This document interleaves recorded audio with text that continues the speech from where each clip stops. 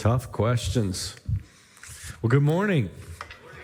My name is Brian Fuery. I'm one of the elders and teaching pastors here at Creekside, and we're in this series called Tough Questions. That was great. This is a great video. It's where a lot of people are kind of in that middle zone all over the map. Some atheists, some wondering, some, how do you know? How do we know if God exists? It's a funny thing in a way to be talking about that in a Christian church because I thought we all knew that.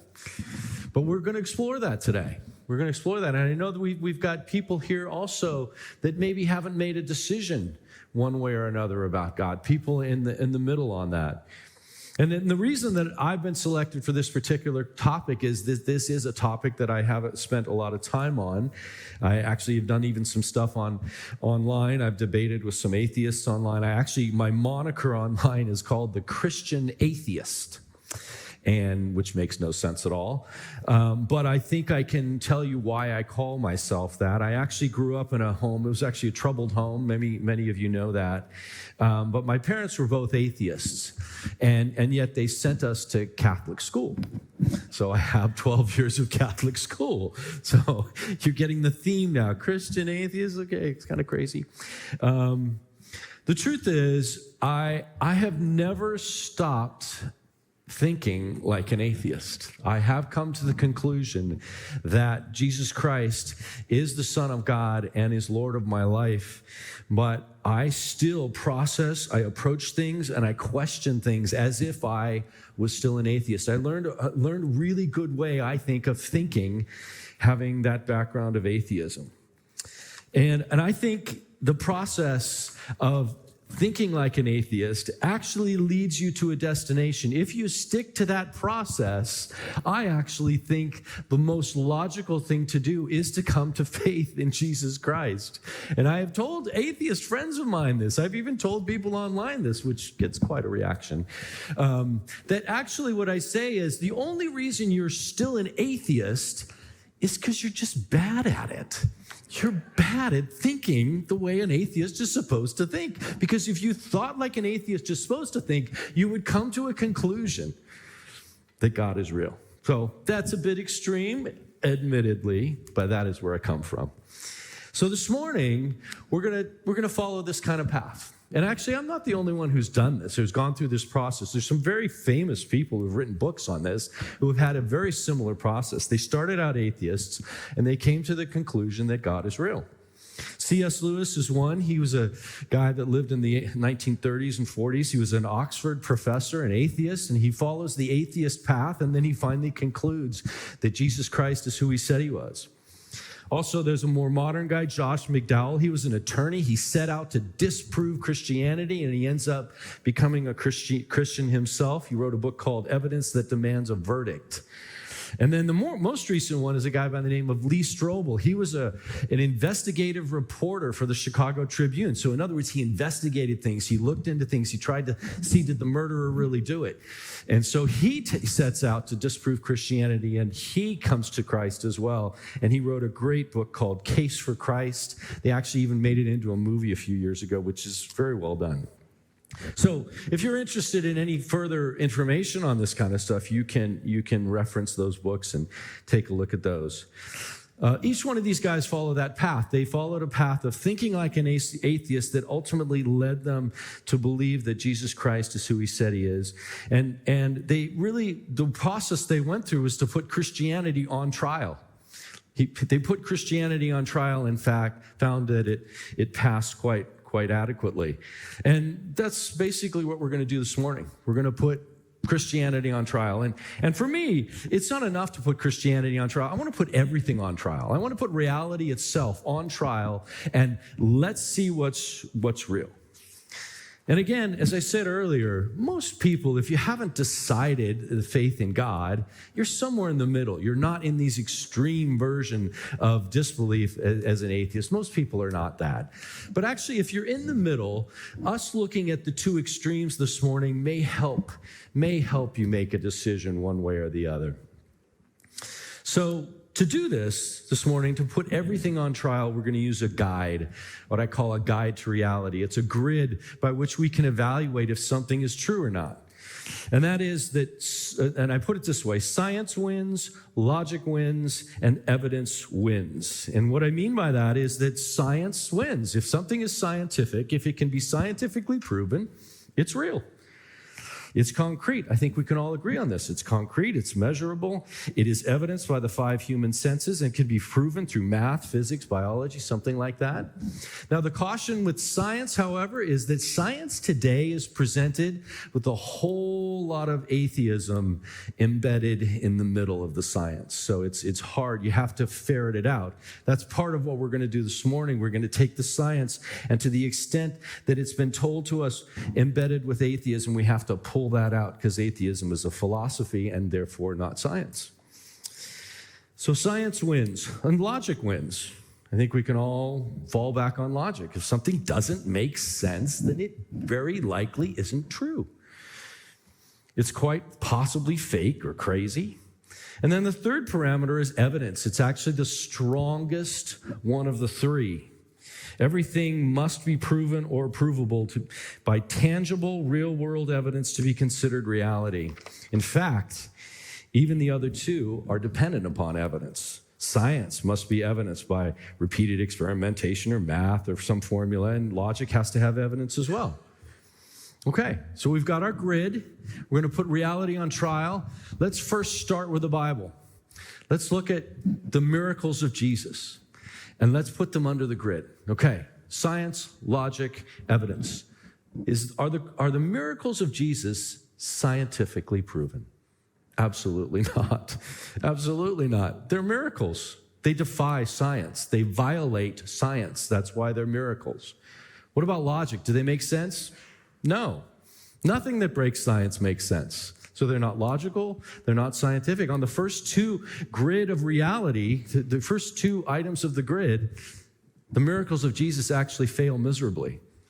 What about the third one? Is there evidence? Well, that's an interesting question, and it has an interesting answer. Actually, there were a whole lot of people who witnessed the miracles of Jesus, and they highlighted it and they wrote about it. It's called the New Testament, particularly the Gospels are talked. There's a lot of information in the Gospels that talk about the miracles of Jesus that people actually saw and experienced. Now, of course, many of us have heard the arguments against the New Testament. It's not historically valid because it's just so old and it's been changed so many times. Who knows what those disciples actually said? We're going to deal with that in a minute. That's actually a terrible argument and it's not valid, but we'll talk about that in a few minutes.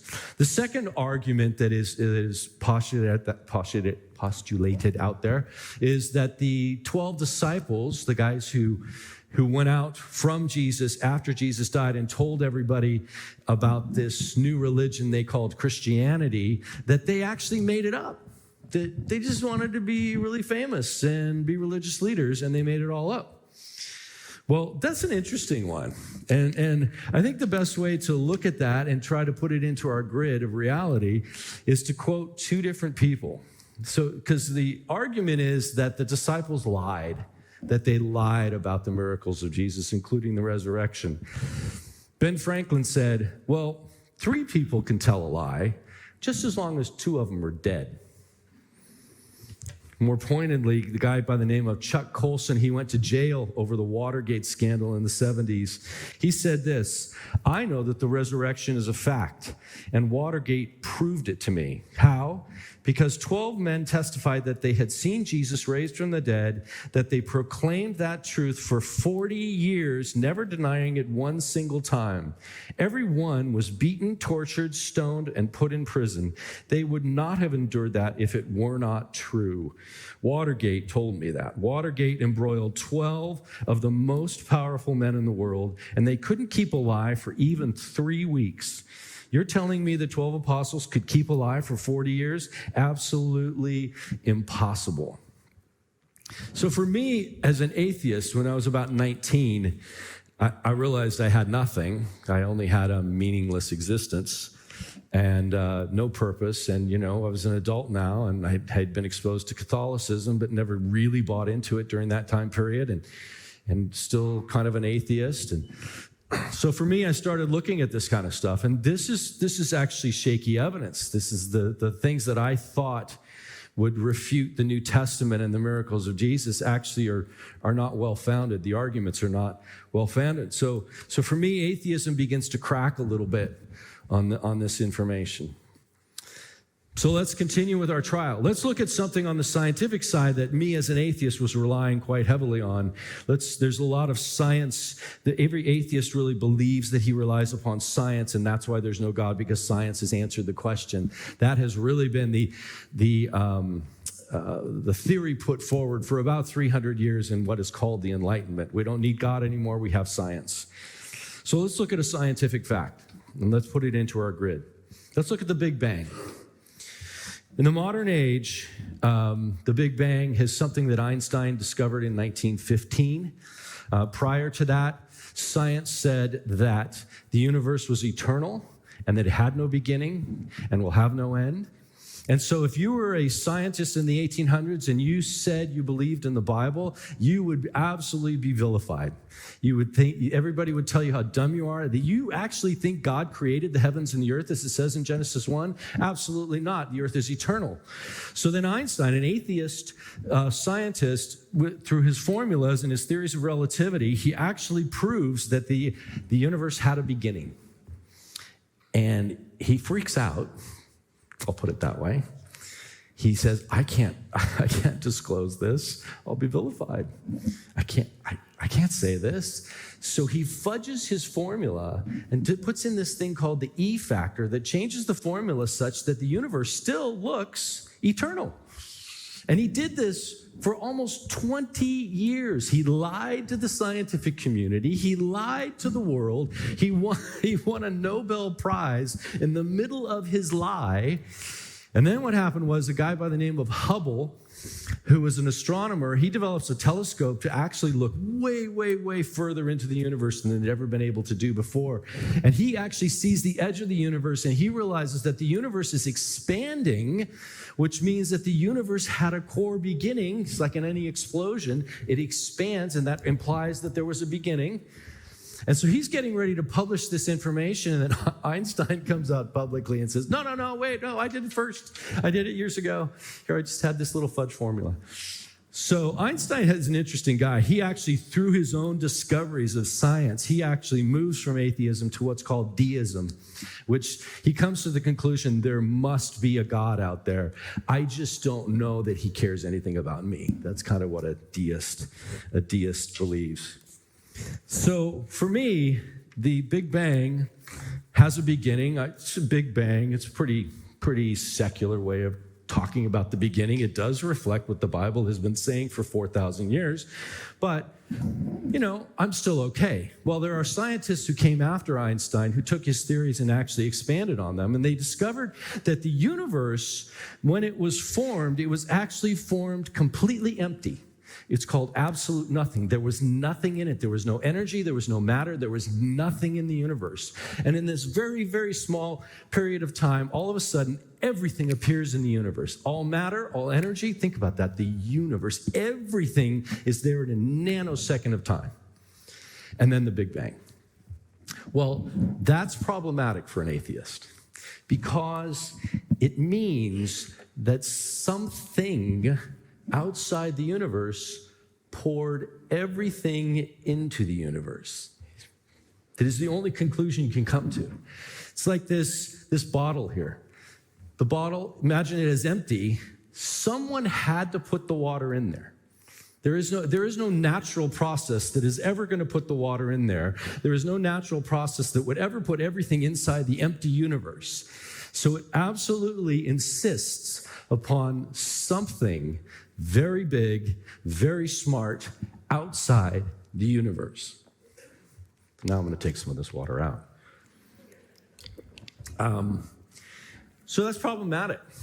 That is problematic for an atheist. And it's actually been argued for about the last 100 years. Atheists, and I've even had, as recently as 10 years ago, atheists were saying, well, there's just a natural process we haven't figured out yet. There's a science out there that we haven't figured out. That seriously, So there's some science outside the universe that is explained by the science inside the universe, and it's really, really big and really, really powerful. I think scientists, and this is more recent, this is really within the last 10 years, I think they've gotten tired of looking silly, because that really looks silly. So now they've come up with what they call the causal force. They admit there is something outside of our universe that caused the universe to be created and for everything to fall inside the universe. The causal force is what they call it. And it's got to be big enough and powerful enough and smart enough with enough intentionality to actually pull off the creation of the universe. Note, I just talked about the creation of the universe. That's not a faith statement. That's actually a scientific statement. The universe was created by something, a causal force outside the universe. Well, what is this causal force like?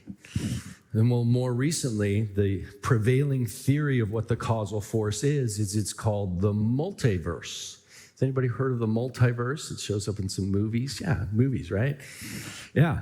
And so what the theory is there must be a whole bunch of other universes out there that somehow made this universe and then poured everything into this universe.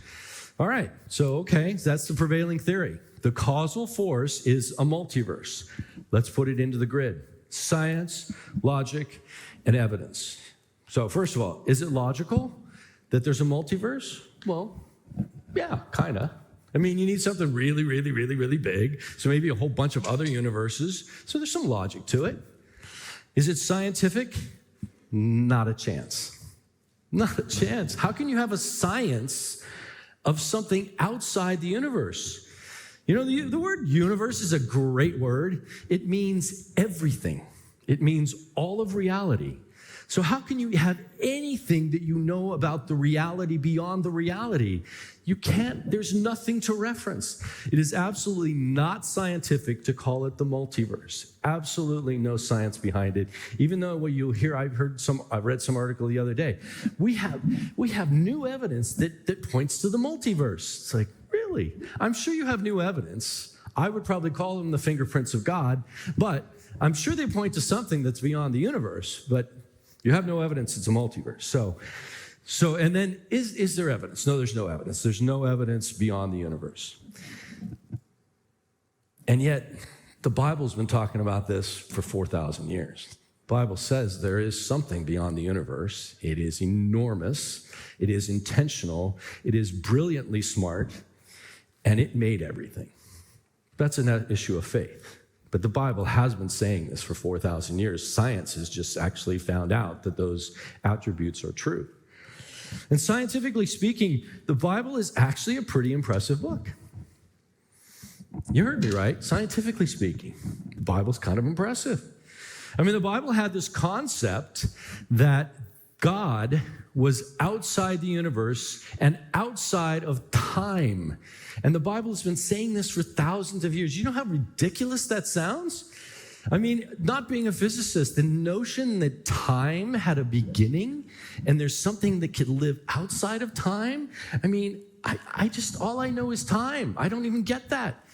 I can't imagine anybody in an ancient world ever accepting that as true. I think the Bible sounded stupid for most of its history until Einstein proved it wasn't.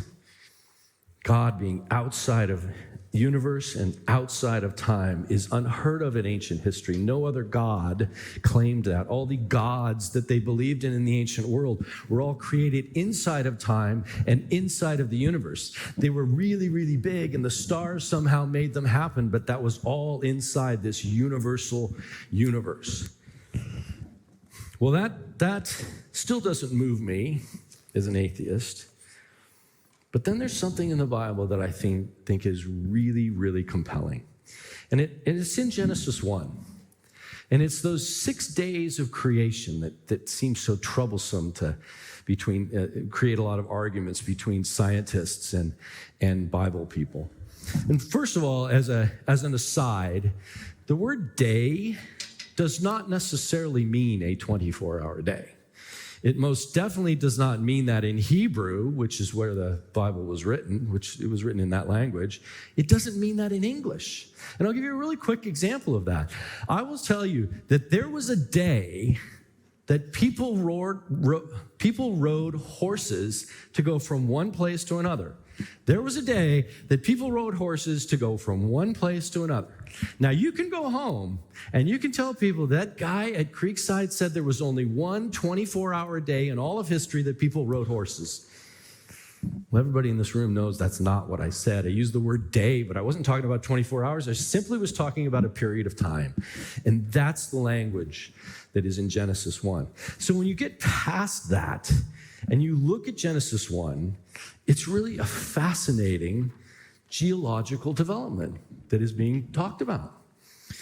This information that I'm going to share with you it comes from Hugh Ross. He is an astrophysicist, a professor at Caltech, and he started an organization called Reasons to Believe. It's a group of scientists that are taking the latest in scientific discoveries, and they're sorting out the atheism and then presenting just the science, and it's fascinating. I mean, his statement is every month there's a new scientific discovery that points to God, not away from God. But he's the one who unlocked Genesis 1 when I listened to him and read some of his books. So here's what happens in Genesis 1. The first verse says, God created the heavens and the earth. That's the Bible's version of the Big Bang. Then in verse 2, it says that the Spirit of God came down to the surface of the planet. And he was dwelling on the surface of the planet, and he found complete darkness there. Well, that's actually geologically correct. That the early history of the earth was there was no light coming through a very, very thick cloud cover of very thick particles. No light got to the surface of the earth. So in day one, light appears.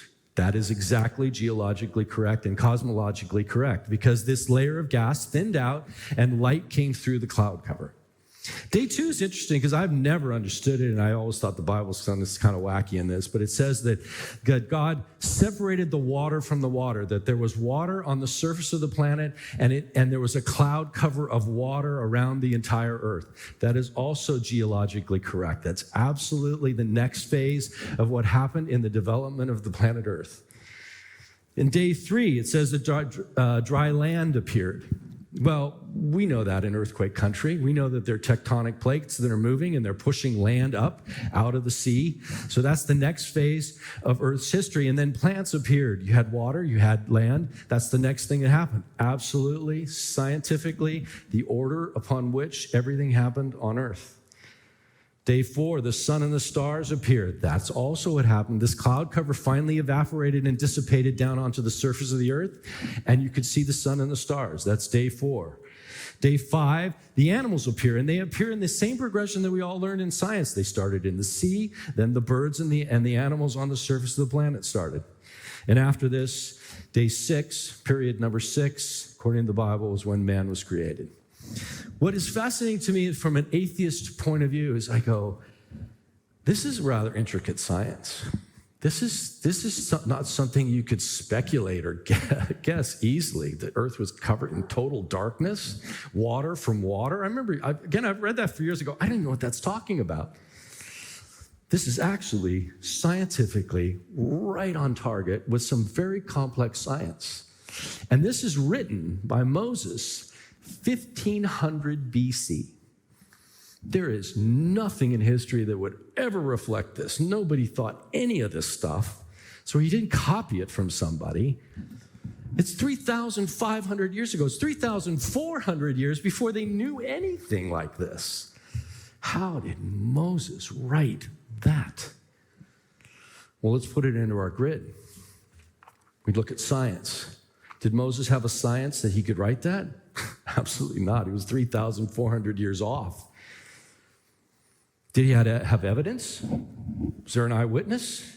Absolutely not. The first 5 days, man wasn't even there. So who even saw this? Who even could know? Well, then we come to logic. What is the only logical answer to how Moses came up with the intricate, accurate science? Well, the only logical explanation is the causal force must have told him because no one else knew. The causal force was the only one who knew. the one who designed it, who put it all together. So for me, as an atheist, this is devastating. Because as an atheist, I can handle the causal force. So what that it was in the Bible 4,000 years ago? I can handle that the causal force is outside the universe. But as an atheist, I'd like him to stay there. I'd like him to have no voice, to stay outside the universe, to have no personality, to have no opinion, and most definitely to not talk to me or someone like me. There was Moses. He had red blood. He ate, he drank, he walked the earth. He was just like me. The ramifications of this in the Bible are devastating for an atheist. And for me, to give you a metaphor, it's like I'm holding the mic and I really don't want to drop the mic. I really don't want to drop the mic, but my hand's shaking. This is devastating information. This implies something far, far bigger than just a big bang. And I want to point out something that in my talk this morning, I haven't mentioned faith. I haven't used faith at all. No, it's actually science, logic, and evidence that gets me to this place. There is no other logical answer as to how Moses did this. So what does it mean? It actually points me to the Bible, and I go, okay, the causal force spoke to Moses, and he actually told him something kind of interesting, but maybe not that important for world history. I mean, the Bible would be fine without that information. So in a way, the causal force told Moses a secret. Like who do you tell secrets to? Well, you tell secrets to your friends. That's what the Bible calls Moses. He's the only label that's given to this one guy, Moses. He's called the friend of God. And yeah, I would say the causal force treated him that way. He told him something. It was like, hey, do you know how I did all this? Here's how I did all this. To me, it's very personal. And again, I would really rather the causal force stay out there, not enter space and time, and definitely not talk to humans. What does this mean? So the Bible says that this process of what Moses clearly went through is actually how the whole Bible was written. The Bible says that the causal force whispered to men, and they wrote down what he said. And that's clearly what happened in Genesis 1. Could it be that for the other 65 writers of the Bible, could it be that the same process actually did happen? Now, I would have to use faith to get there, but I don't know that it's a lot of faith. He did it with Moses for whatever reason, and it seems reasonable he might have done it with the other 65 people that wrote the Bible. But for me as an atheist, I'm still pretty hardened. I'm not going to be convinced. It's just not enough. But it does bring me to the Bible to kind of go, okay, what's this book really about? And how did this book have so much scientific insight thousands of years before we knew anything about it?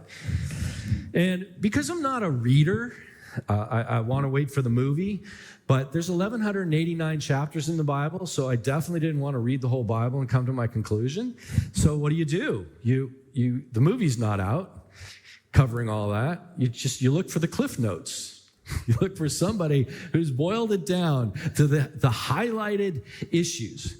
So what is the highlighted issue of the Bible? The highlight issue, the core issue of the Bible is the resurrection of Jesus Christ. The Bible is in two parts. It's the Old Testament, which is about the first 2/3 of the Bible. And the Old Testament consistently looks forward in history to the resurrection. They wait for it. They hope for it. They even say pretty miraculous prophetic things about them, about the resurrection and the time of Jesus. So the whole Bible is looking forward to Jesus and particularly the resurrection. The New Testament is all the guys who saw all this stuff and they wrote about it and they look back at the resurrection. The pinnacle issue of the Bible is the resurrection of Jesus Christ. So the best Cliff Notes that I know about the resurrection is actually that book, The Case for Christ. So I read that book and came to the issue of the resurrection and saw how much documentation there is about it. It is by far the most well-documented event in history. There is nothing that even matches it. And if you don't think that the resurrection is an historical event, you flunk history. Because the criteria by which historians say, yeah, that happened or that didn't happen, is so small compared to what is there about the resurrection. The volume of information is enormous. It's eclipsing. So for me, as an atheist, I finally let go. I'm done. I'm done. The link has been made. And the resurrection, what does this mean? It is so non-scientific. It is so not logical. And yet it is so evidenced, the most evidenced event in ancient history. I dropped the mic. And once I got to that point, everything actually became clear. And that's even a testimony within the Bible. That once you step into saying, okay, I give up, I'm going to accept this, your eyes kind of open up. You see things you never saw before. The Bible says the causal force that it calls God is personal. And it says that he wants to talk to you and me just like he talked to Moses. Clearly talked to Moses, and he wants to do that with every one of us. And he wants us to actually call him Father. This is the guy. Let me give you how big this causal force is. I'll give you one fact. In the time that I could say, God made the heavens and the earth, that takes about a second. So in that period of time, whatever the causal force is, he could make 100 trillion times 100 trillion times 100 trillion universes.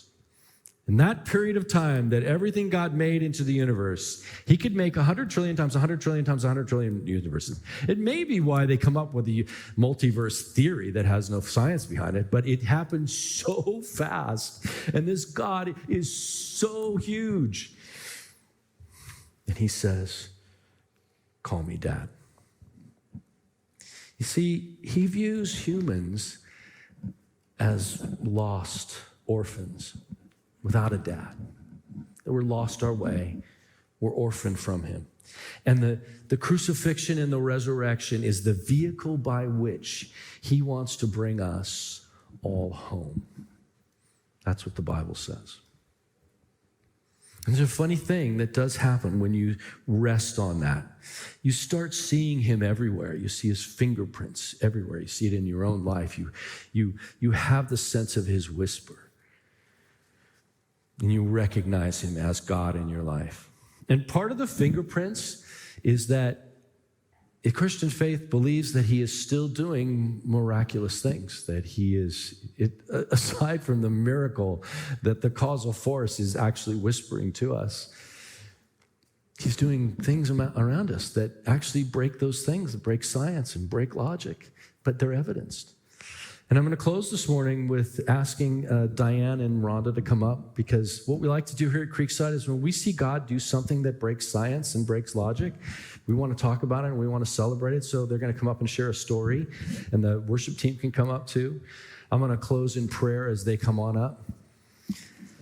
Father, and every time I call you that, I stand in awe. How can I call you Father? But Father, we thank you for what you've done. We thank you for how you've created our reality. We thank you for how big you are, how enormous you are, and we thank you that you actually are concerned about us as lost orphans, and you want to just bring us home, Father. Thank you. Thank you for what you've done. In Jesus' name, amen.